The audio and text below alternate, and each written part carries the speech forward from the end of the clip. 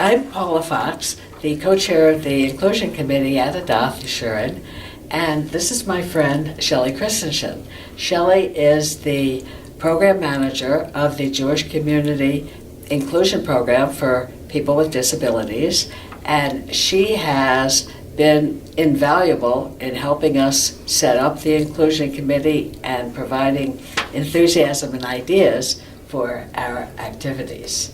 Shelly is going to share some thoughts with us today. Thank you, Paula.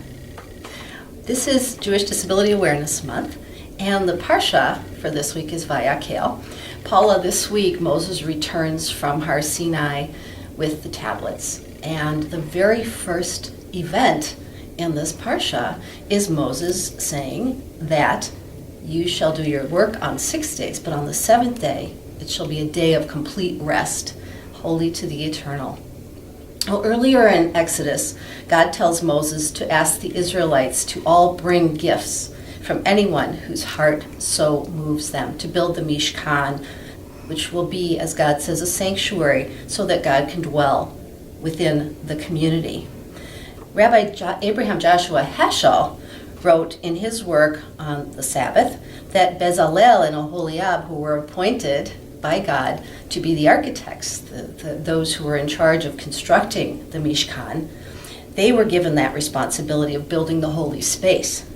But the Sabbath, writes Heschel, is a palace in time which we build. And Shabbat allows our souls to come together, to reconnect with God, and most importantly for Jewish Disability Awareness Month, with each other. The Hasidic rabbi Mordechai Yosef ben Izbitza teaches that the whole reason to build the Mishkan was for the people to come together, to rekindle their understanding and passion for real holiness. In his work, Mea HaShiloach, he writes that each person has a role to play in building the Mishkan. For if so much as a nail were missing, the Shekhinah would not rest in the Mishkan. Inclusion of people with disabilities resonates strongly in this parsha. If every one member of the Jewish community is missing, we are not a whole community. When everyone is welcomed and feel that they belong on Shabbat, God's holy presence is felt on that seventh day of rest.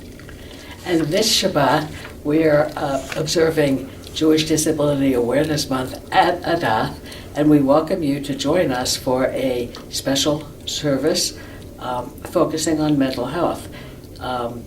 We will have a special speaker that I think you'll find very interesting.